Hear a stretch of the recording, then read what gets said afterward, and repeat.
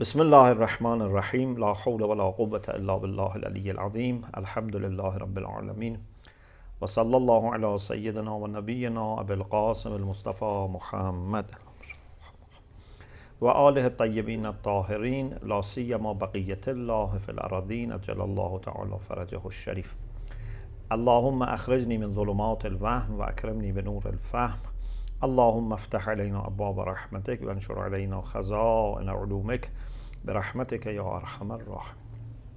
Alhamdulillah, we have tawfiq to continue our study of Kitab al-Sawm of Al-Fiqh al-Istidlali. One of the things that mu'takif must not do is to go outside masjid where he's doing i'tikaf except for necessity, except for something that according to according to understanding of common people is necessary. It's a haja, it's a need. Al-khuruj illa lihajatin la budda minha urfan. Not that you yourself say it's haja, but everyone says no, this is not haja. It should be something that urfan, they say it's inevitable. وَهُوَ مِمَّا لَا خِلَافَ فِيهِ. According to Sahib Jawahir, he said there seems to be no disagreement. Maybe they differ on how to argue for it, but they don't disagree according to Sahib Jawahir about the idea that this is necessary to stay in the masjid, not to go out except for necessary reasons. What's the argument? وقد يستدل له بأن حقيقة الاعتكاف هو اللبث المستمر. What is the reality, the essence of i'tikaf? Aslan ukuf literally means to stay. I'tikaf is a special kind of staying for a continued period of time. Al-labth al-mustamir. It's not for 1 hour, 2 hours. It has to continue. The minimum was 3 days. But it's in the essence of i'tikaf to stay somewhere. وَمَعَهُ. If this is the reality of i'tikaf, يَبْتُلُ بِالْخُرُوج. When you go out, lapse is damaged. بلا حاجة إلى دليل. We don't need any additional argument, reference for this. بلا حاجة إلى دليل means it's obvious. It's the requirement of the whole concept of i'tikaf. This argument is not satisfactory according to Sheikh Irwani. Sheikh Irwani says we accept this as long as going out takes that long that the hay'ah, the form of lapse and i'tikaf and staying in the masjid is damaged. But if it is, for example, suppose someone for 2 minutes go out and come back, is this also a problem? If you want to just go by the definition, maybe or say he has stayed 3 days, they ignore such a short thing. So he says, أنه مسلم في الخروج الطويل الماحي للصورة دون اليسير. This istidlal we can accept that it's in conflict with the whole reality of i'tikaf to go out if khuruj is tawil, is taking long, and is al-mahi lis-surah from mahv. It ruins, it damages the form of i'tikaf. Dun al-yasir. But if khuruj is yasir, it wouldn't cause problem. This, for example, in salat, in wuzu, etc., we have this concept that you should have ittisal, you should have, continuity. If, for example, in the middle of wudu, for example, something happens that you have to take care of it quickly, it's okay. Or for example, there is a person that quickly comes, asks something, you talk to him, very short, to the extent that the whole hay'ah of wudu is not damaged, it's okay. But if it takes too long and the continuity is damaged, then wudu becomes void. Or for salat, the same, of course. For wudu, for example, talking is not a problem as long as it doesn't take long. For salat, of course, as soon as you talk to someone else, it's a problem. But for example, if you wait in the salat for some time, but tawali is not as is damaged, it's okay. Anyway, Sheikh Irwani says we accept this point if staying out is long enough to say that the hay'ah, the form of lapse, is damaged. Otherwise, if going out for any reason and for any duration is a problem, there shouldn't be any difference between when there is haja or there is no haja. When there is haja, we said it's exception. So what's the difference? Wa'illa means otherwise, if any going out is a problem, فَكَيْفَ جَازَ الْخُرُوجُ فِي مَوَارِدِ الْإِسْتِثْنَاءِ. Because if it is in conflict with the whole reality and essence and definition of i'tikaf to go out, then even in those cases that they exclude when there is haja or fi, again, if mahiyya is damaged, it cannot be considered as i'tikaf. So, what's the better argument, in your opinion? If you ask Sheikh Irwani, he says, وَالْأَوْلَى التَّمَسُّكُ بِالرِّوَايَاتِ الْخَاصَّةِ. What is better is that we refer to a specific hadith that we have about i'tikaf and not going out. So there is need for dalil khas. Some people used to say there is no need for any reason because it's by definition. I said no, there is dalil required, and that dalil is a specific hadith. For example, كصحيحة داود بن سرحان عن أبي عبد الله عليه السلام ولا ينبغي للمعتكف أن يخرج من المسجد الجامع إلا لحاجة لا بد منها. Mu'takif is not supposed to go out. La yanbaghi means is not expected. It's not something that is good for mu'takif to do. And يخرج من المسجد الجامع إلا لحاجة لا بد منها, unless there is a need which is inevitable, it's necessary. لا ينبغي. Although لا ينبغي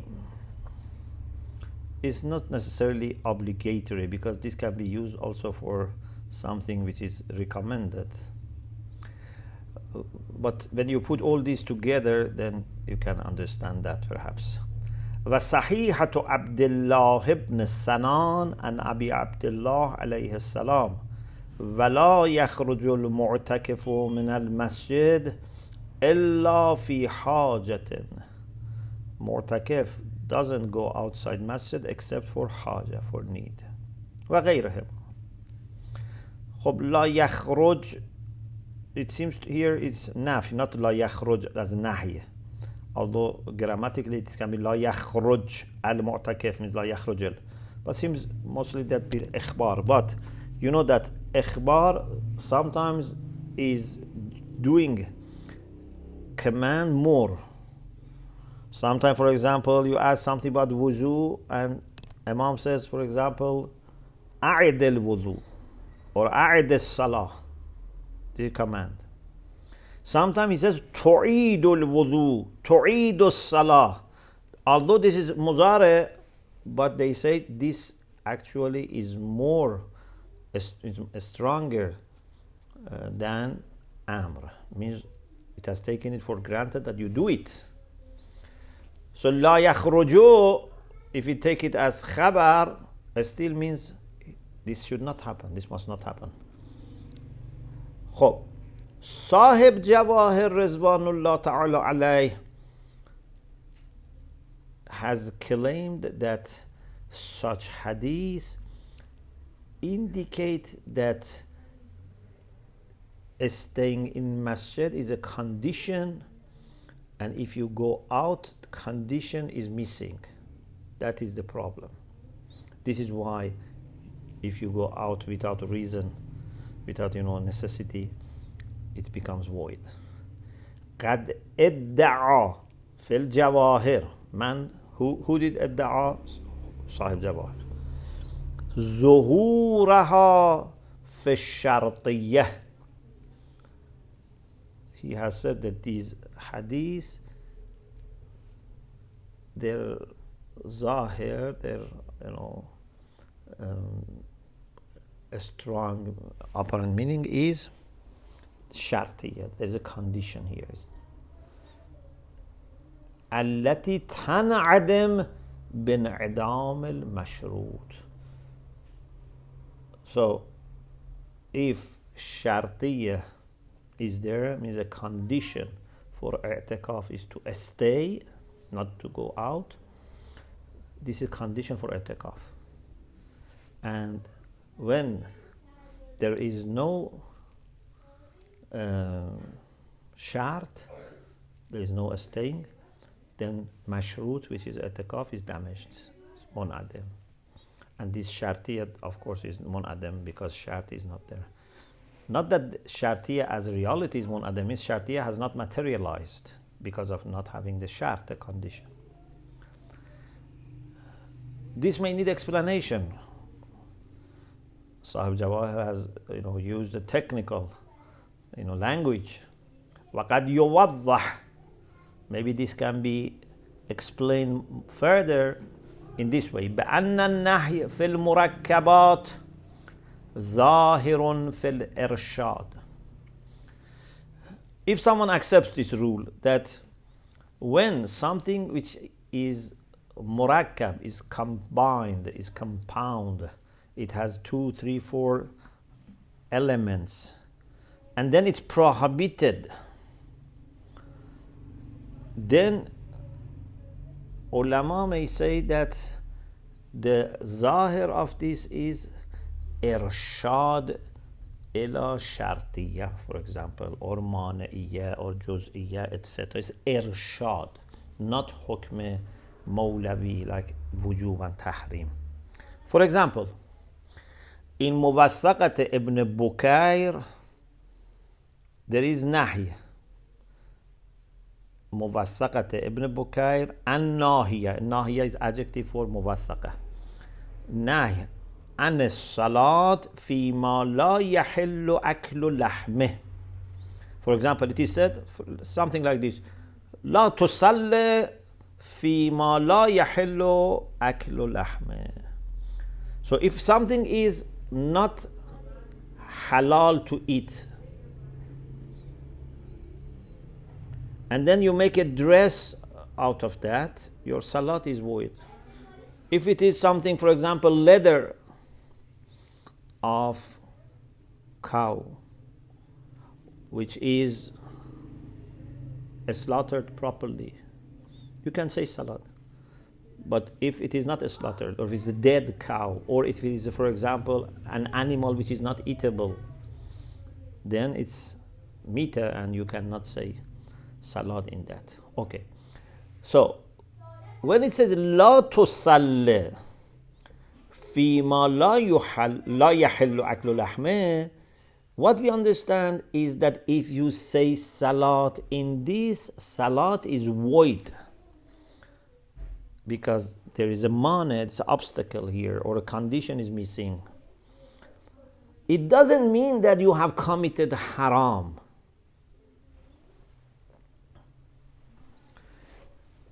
You just need to repeat salat. So if someone says salat for example, dress which is from leather of, for example, meita, or something which is not slaughtered properly. Okay. Is this haram? He says, no, it's not haram, but it's not accepted or it's not valid because you didn't consider the shart. Like, for example, the one condition for salat is waqt. If I say salat before making sure that it's waqt, it's not haram, but it's not counted, it's not valid. Okay? So, it is said that when nahi belongs to something which is murakkab, like salat in something, or i'tikaf something with some condition, then it shows irshad, means it's a condition. If you don't do it in this way, it's void, not that it is haram. Shaykh Irwani says, يَرُدُّهُ أَنَّهُ لَا جَزْمَ بِهِ. He says, we don't have certainty about such a rule that when nahi belongs to a murakkab, it is zahir fil irshad. We may accept the example, Muwassaqi ibn Bukair, but the reason can be not the rule that you mentioned. The reason can be that from outside, from other sources, we know that. He says, al-istishhad bi-muwaththaqat ibn Bukair wa nahwaha laysa bitammin. If you want to bring this as an example, this is not complete.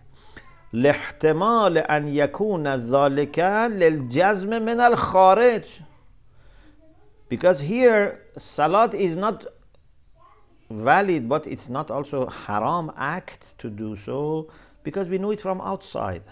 For example, because of ijma, that there's ijma that this is not haram. للجزم من الخارج, we are certain from outside about what? بعدم الحرمة التكليفية, that there is no حرمة التكليفية. So you are not committing haram, you are not committing a sin. Your salat is not just valid. He says, therefore it's better to explain it in another way. Al-ajdar means awla, توضيحه بأن الروايات المذكورة تعم الاعتكاف المستحب. Yeah, these riwayat like Dawood ibn Sarhan, etc., when they talk about staying in masjid, not going out except for hajat or fi, it includes i'tikaf mustahab ayzan, not that you made nazr, for example. لا تختص بالواجب. كيف بالمستحب هو الغالب. Actually, most of the time, people who do i'tikaf, it's mustahab. Yeah, it's not that they have made nazr or that they have to do i'tikaf or other things. It's mustahab. Yes, after 2 days passed, it becomes wajib to complete, but in the first 2 days, it's not wajib. بحيث لا يحتمل عدم نظره. Mustahab is so common. If you ask people who are doing i'tikaf, 99% they say they are doing mustahab. So it's so common that there is no likelihood of looking at something else. Okay, to say this hadith is not talking about mustahab, it's talking about wajib. No. So these hadiths, for the most part, refer to i'tikaf mustahab. وواضح أن المستحب لا يلزم بالشروع فيه. Here there is no wujub, so that you say you committed haram. Yes, my i'tikaf can be void if I go out, but it's not haram because it's mustahab. Yes, after 2 days pass becomes wajib. In the beginning, وواضح أن المستحب لا يلزم بالشروع فيه. Mustahab doesn't become lazim, means wajib, as soon as you start. إلا بعد مضي يومين. وهذا بنفسه قرينة على أن المقصود بيان مدخلية عدم الخروج في الصحة. There is no such a thing as wujub and hurma in the beginning of i'tikaf. This by itself is an evidence that what hadith wants to say is that it's a condition. عدم الخروج is a condition for صحة. It bears on validity. خب ثم إنه لا فرق في البطلان بسبب الخروج. So haram is not there. It's not hurma as such in ordinary situations. After 2 days that's different, but in the beginning no. What about someone who doesn't know the ruling? Is it the same?